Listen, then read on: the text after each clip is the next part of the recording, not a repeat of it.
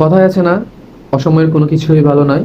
সেটা যাই হোক না কেন, এই যেমন ধরুন কক্সবাজারে গত কয়েকদিন ধরে দিন রাত একটানা বৃষ্টি হয়ে যাচ্ছে, এত বেশি বৃষ্টি হচ্ছে, ধারণা করা হচ্ছে গত কয়েক যুগের রেকর্ড একদম ভেঙে চুরমার করে দিয়েছে।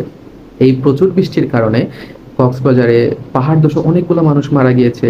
কক্সবাজারের গুরুত্বপূর্ণ পয়েন্ট যেগুলো রয়েছে, Borobazar, Burmese market, Sugandha point, আরো গুরুত্বপূর্ণ যে পয়েন্টগুলা, এইগুলা রাস্তাগুলা কিন্তু সবগুলা পানির নিচে তলিয়ে গেছে।